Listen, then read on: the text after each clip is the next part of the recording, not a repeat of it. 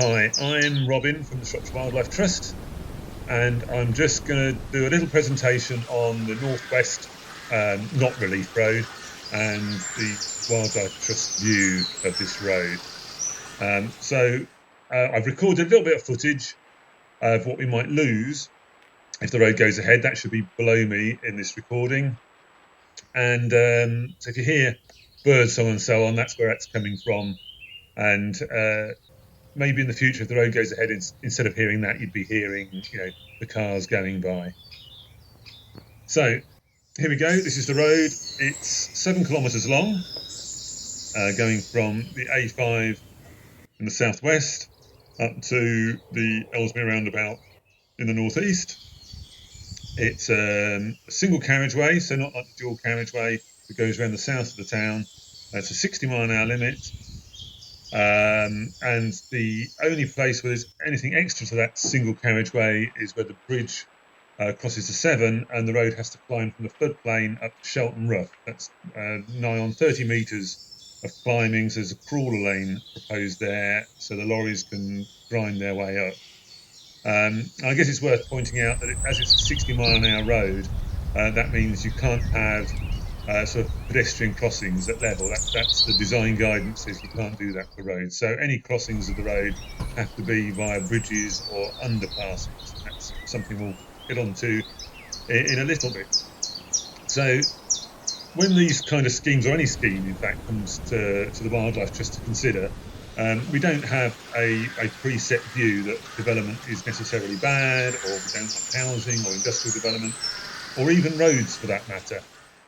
What we do is we try and assess the scheme, work out what the pros and cons are, what the impacts on wildlife might be, and even the impacts on people's appreciation of that wildlife as well, how people connect to nature, how that might be affected by the road.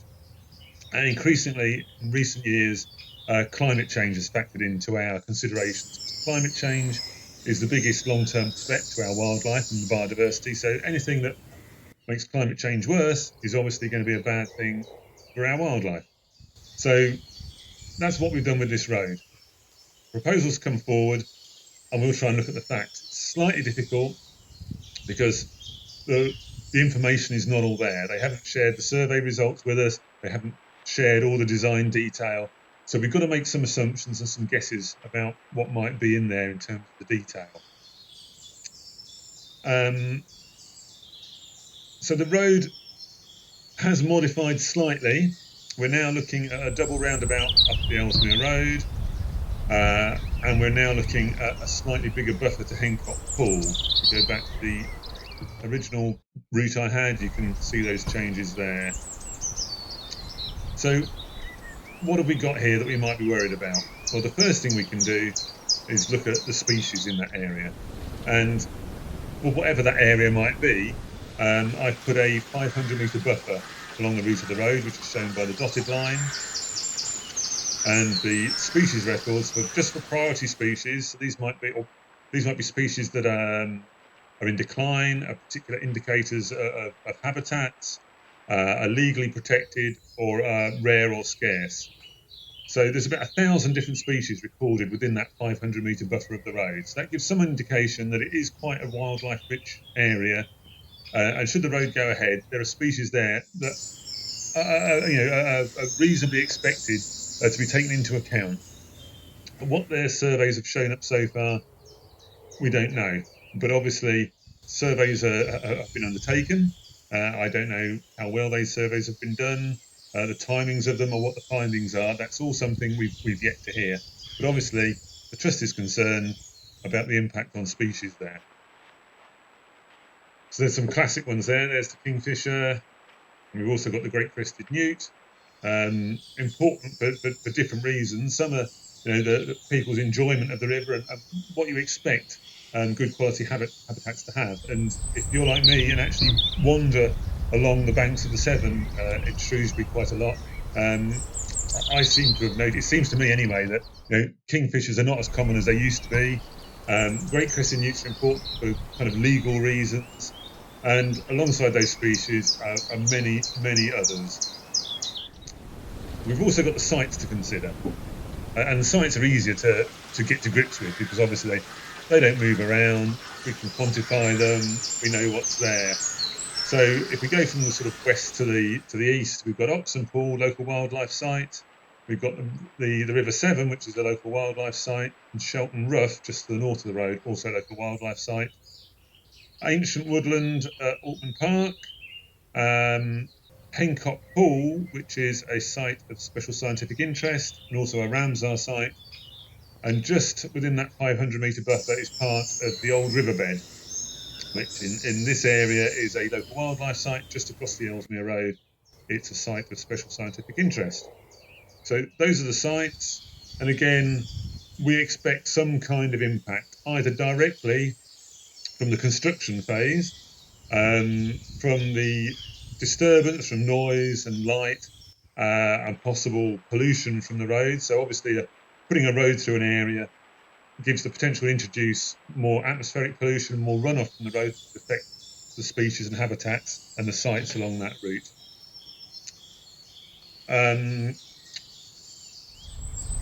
there's something else on the site. There's something else on the site. Now skip my mind, which I'll come back to. Oh, it might be that along with this road comes the potential for development. And each time the road comes forward, as I've said, there are changes. So most recently, there's been a change to the road layout and the buffer to Hencock Pool. And now we have the spectre of a dam being introduced into the bridge as well, where it crosses the Severn. But in previous consultations, when we pointed out the link between the road and potential development, we were reassured. Reassured is the right word. With claims that, of course, there's no development is linked to this road. The road is a completely separate thing. There is no applications. Nothing is connected to the road. Well, what we found out is that this is not quite the case. There was a master plan for development in the Shelton Rough area, which actually overlapped with the local wildlife site. If we go back to this, the latest version of the road which is taken from the local plan consultation document, which, by the way, is still a live consultation to the end of September this year, and you can make comments on it. So you can make comments on the planning policies within it, the inclusion of the Northwest Road in the local plan, inclusion of developments in the local plan. And one that has just cropped up is this one here, SHR 173. So if we go back to the sites, you'll see that fits in there. And if you take that site and superimpose one upon the other with the wildlife site, you see it does actually overlap slightly with the wildlife site, and it is very close to the SSSI. And strangely, that's not taken into account in their assessments. They don't recognise that proximity at all in the sustainability appraisal they've done for that site. So there are very definitely impacts that relate to the road that come from later development. And it's not limited to those sites. The sites around Hencock Pool have also been put forward for development. They haven't been allocated in the local plan at this stage, but undoubtedly there is an ambition to develop that land. And also included within the local plan is a mention that there may be some favourable consideration of windfall sites, so sites that have not yet been defined, falling between the road and the town. So we're pretty much looking at building out to the bypass. So that's the sites, and I've maybe sidetracked slightly onto the local plan there, but that is something we're working on at the moment as well. Okay, so I suppose going back to species, but these trees, ancient, veteran, notable trees, are irreplaceable environmental assets. You cannot replace 100, 200, 300-year-old oak trees. They are features of the landscape. And the road will result in the loss of some of these trees. Now, how many trees is up for argument. Some people have claimed that 100 of these trees could be lost. The proposers of the road are saying it's much, much less than that, but are not giving us a number. So we don't know how many trees are exactly going to go, but we are going to lose some. So again, that is a big concern. Not only do these trees support a vast range of species, they also suck up carbon. And this is a time of in history when we're looking at planting as many trees as possible. not chopping them down. So not only looking at a road that might generate carbon emissions in its construction and the use of it by vehicles, we're also looking at a loss of some of our carbon sinks that will result from the construction of the road. So it's kind of it's bad news, bad news. Okay, so one of the things they have said, and trying to make the case as good as possible, saying, well, this is a great road. It'll be a fantastic road because we've got these wildlife crossing areas. Aren't we great guys for doing this? Well, my point would be this is a 7-kilometre road. And how many crossing points have we got? We've got 6. So that's less than 1 per kilometre to enable species to move across the landscape. And species move. It's what they do. They have a distribution, a territory, and given climate change, there is a very definite need that they may need to move if they're going to survive. So if we're fragmenting the countryside and habitats by putting this road through it, we're also isolating species between the road and the town. They will no longer have such good access to the wider countryside, and 1 crossing point per kilometre is not particularly good considering their current access. And these crossing points, you might perhaps get the impression from the enthusiastic descriptions that they might be green bridges, something like this. But that does not seem to be the case at all. We have to wait for the details to come out, but we do know the road is very definitely being built to a budget. And as far as we can tell, these are the kind of crossing points that we might be looking at. So they're going to be pretty basic. Some of them they might not run straight across the road. There might be a bit of an angle to follow the line of an existing watercourse. There might be fencing to help direct species like newts to these crossing points. But I think you have to agree, compared to uninterrupted traffic or uninterrupted travel for these species, I shouldn't say traffic, because the traffic will be the thing that interrupts their progress across the landscape. These culverts and crossing points are far from ideal. Better than nothing if the road goes ahead, but far from ideal, and there will be a negative impact from that. And we can consider ourselves in that. We are also species, and we might like to cross this road as well, on foot or by bike, perhaps to get to some of this green space, which is now a bit further away. Now the population of Shrewsbury is a bit more isolated from the wider countryside. I mean, currently, if you live within the existing bypasses in Shrewsbury and you want to go out to the countryside and you don't want to drive and generate carbon, you have limited choices, really. You have an underpass alongside the old canal as you go out towards Hormond. There's a pedestrian crossing.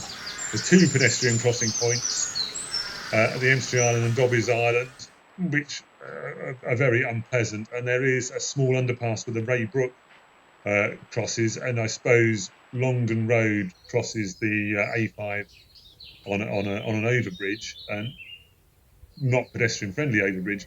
And now the access we have to the countryside in the northeast is going to be curtailed. So there are crossing points, and they make much of those. But if we look at it in the cold light of day, the red arrows here indicate where we're losing access, where the road will just cut through it, and the blue ones are where access points will be created or maintained, or routes will be diverted to. So if we run very quickly along the route, so we're losing the quiet lanes up at Shepherd's Lane and Calcott Lane. Those will be cut in half by the road. Currently quite popular with cyclists because they are quiet lanes and they do link into the local footpath network. And we also lose a footpath here running across this site. And the proposal is there'll be a detour, there'll be a pedestrian and cycle bridge put here. So that will be the access from this area.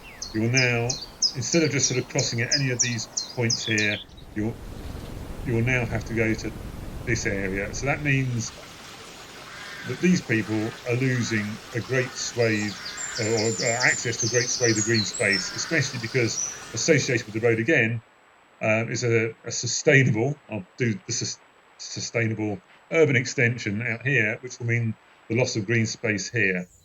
Any compensatory green space is not accessible because it's the other side of the road, which means people have to cross this one point to get to it. The Seven-Way is affected, although there is a detour put there. This footpath will go, and you'll have a reasonably short detour this time to access the Seven-Way. There's some extra footpaths here, and there's a kind of a strange loop, and I guess that's what they mean when there was a claim that they'll have some circular routes, which is basically a little loop there. I don't know anyone who would actually find there is a cycleway and footway running alongside the road, directly alongside the road, as there is up on this Battlefield Link Road.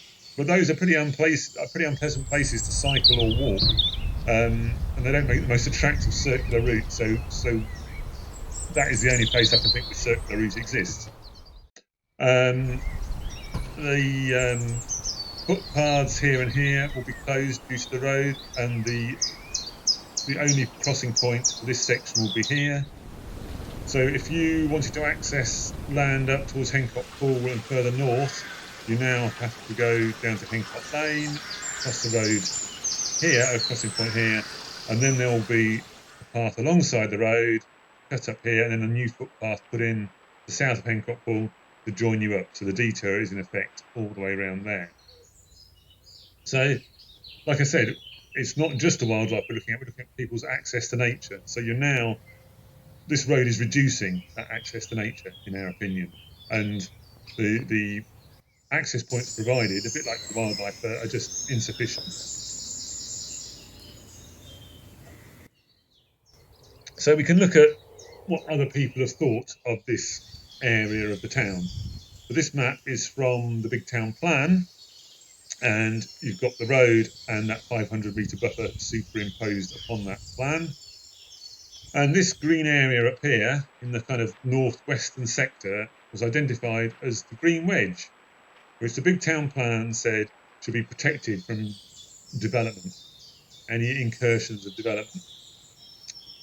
And this plan has kind of got the backing of in theory, the people of Shrewsbury, the businesses of Shrewsbury, Shropshire Council, the Town Council, the Wildlife Trust, lots of other organisations like the Civic Society and Campaign for Protection of Rural England were involved in that. And this was the result. A green wedge, an area that should be protected for its high value and the value that the natural environment brings to the town. That Big Town Plan has the natural environment one of its sort of key pillars.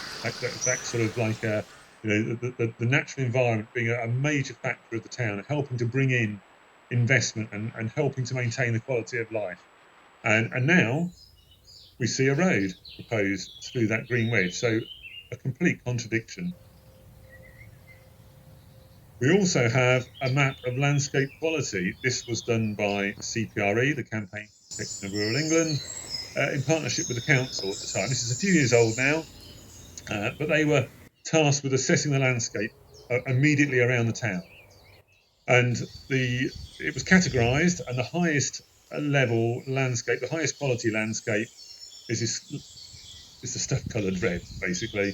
So you can see again, the road is going through an area of high quality landscape, some of the highest quality landscape around the town.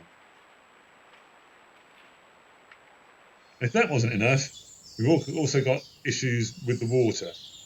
Above and beyond any mad ideas of dams and flood alleviation, the road goes straight through a ground source protection zone. And this is for groundwater, and these source protection zones are basically trying to protect our drinking water supply from contamination. And the red area is the area that deserves the highest level of protection. And again, the road runs straight through the middle of it. It also runs just downstream of an abstraction point here, which again helps to supply the town with drinking water. So should the road go ahead, there's a threat to our drinking water supply that certainly needs to be addressed. The Environment Agency are the folk who kind of determine these kind of issues, and as far as I can tell, although discussions are behind closed doors, as far as I can tell, they are not happy with the situation so far. I'm sure if they'd said everything was fine, the council would be shouting about that and saying how good their road scheme was, but that is not the case. And so we imagine there are problems with maintaining a safe drinking water supply. And I suppose to some extent that brings us on to the idea of this sort of the flood alleviation scheme, a dam associated with this bridge. Well, that has a number of problems. One, dams are so out of fashion now. They have been introduced to control flooding and for power generation and so on in the past. And during that time, a lot of problems have been identified. And it is now thought much more appropriate to deal with flooding issues with a more holistic approach within the wider catchment. So lots of natural flood alleviation measures, slowing the flow, that kind of thing, seem to work a lot better than flood defences, which can be breached, which can fail. There's also a problem here. I mentioned that water abstraction point. Well, that would now be a problem for any dam because it will be where the water collects. Any debris will be held behind that dam. So that abstraction point will have to be moved a considerable distance upstream, possibly to the Montford Bridge area. And then you need to connect that into the water supply for the town to maintain that supply. So there's all sorts of problems with the water side here. And as I mentioned before, putting this road in provides a pathway for pollution to enter all the watercourses the road crosses, all the water bodies it goes near, and affect all those species that depend upon those habitats. So I asked our rivers team and rivers manager about this, and I kind of got this response. It's the only bit of text I put in the presentation, and I'm not going to read it all. I'm not even going to pronounce all of it, but basically, the River Severn is failing to achieve good status. And that's down to two particular pollutants. And these two pollutants are both linked to road traffic and the incomplete or poor combustion of petrol and diesel. Okay, so there's a clear link there between the qualities of our watercourses and the kind of chemicals the road is going to introduce directly into that system and add to. And I'm sure there might be some argument, well, it'll be fine in the future because we'll have electric cars. Well, yes, electric cars are being phased in and petrol and diesel cars are being phased out, but we still have a massive stock of cars that will be driving around for a long time. And this road, rather than reducing traffic, is likely to actually increase the overall number of car journeys, something I'll be getting on to next. So when people try to promote the scheme, they very much like to use the word relief in there. And I am not a road traffic modeller. I don't have a background in roads, and I don't have a particular axe to grind. I like cycling. I like walking. I actually like driving my car. The more I've looked at schemes like this, the less I like driving my car because actually I'm starting to realise the impact it has. Every kilometre I'm driving, I'm pumping out several hundred grams of carbon that's adding to the climate change problem. So the more I can reduce using my car, the happier I feel. Now this map shows whether we're going to have an increase or decrease in traffic.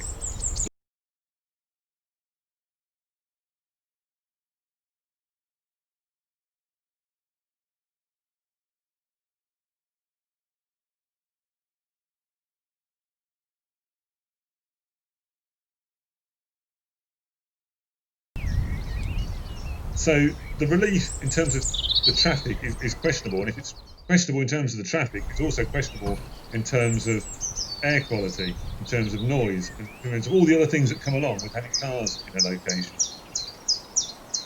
And if roads solve the problem, they would have solved it to some extent already.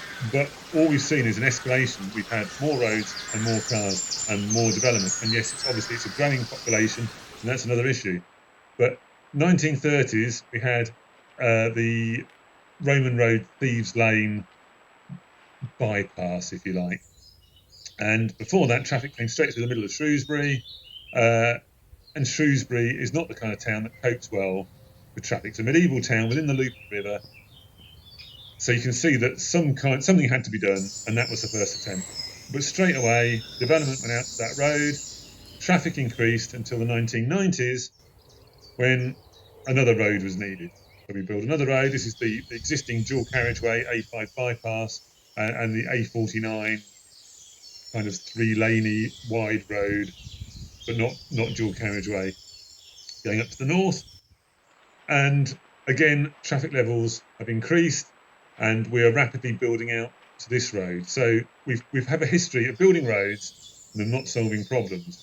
And this road has been an idea for nigh on half a century now. And some people are saying, for goodness sake, it's been around for so long, we should just get it done. But I think it's a bit like the dams. There may have been a good reason for these roads in the 1930s, in the 1970s and 80s, and even perhaps into the 90s. But that's 30 years ago. And like the dams, now there is a better understanding of how these things actually work and the knock-on implications and the unintended consequences, and what it does for health and what it does for air quality and how it affects development, how it affects investment in towns. And it's been shown that roads are not the best way to address this. And we don't feel that Shropshire Council and the consultants have adequately looked at all the alternatives and actually communicated those to people in the same way they communicated the road.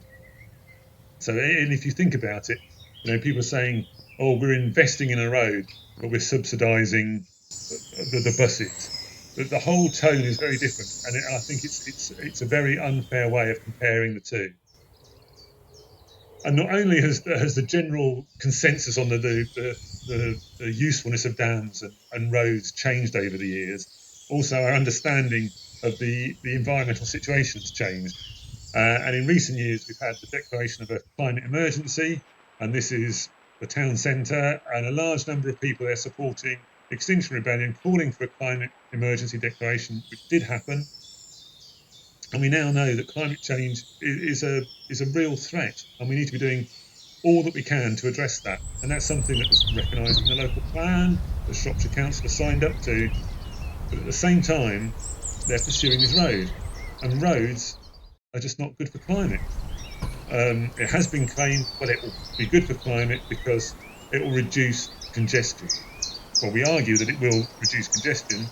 And then you've got some kind of split logic, because at one point they're saying, well, it'll all be fine even if we have more cars, because they'll be electric in the future. So surely, well, there'll be no, if there is congestion, it'd be electric, so it wouldn't generate any more carbon anyway. But besides that, everyone else seems to be doing something about carbon. All the other industries and sectors have actually seen reductions over the previous years, except for transport. And in fact, it now looks like the emissions from transport are actually increasing. So we're building a road, or the proposal is to build a road to accommodate traffic growth, to enable people to use their cars when it is a major contribution to climate change. It's one of the biggest ones for the county. It's between a quarter and a third of our emissions are down purely to road transport. So that's on par with the emissions from all our houses, for example, all the heating and the lighting and so on. Road traffic is up there, a third to a quarter of our emissions. So clearly we need to be doing something about it, not just adding to the problem. And back to that, the kind of tone that these things have of how there's still the old guard that keeps pursuing these big projects, these big road projects, and things like HS2 as well. Inappropriately scaled schemes, if you like. And this is Highways England. On some of their reporting, they did a analysis of their road schemes up to 2015 and assessed a whole stack of them. And they came out with this claim: 80% of our schemes basically met their landscape objectives. But if you actually look at what those landscape objectives were, they weren't to have a good impact on the landscape. They actually said the majority of their schemes were going to have a negative impact. So basically, if you retranslate that first statement, it's 80% of our schemes actually had a detrimental impact on the landscape they passed through.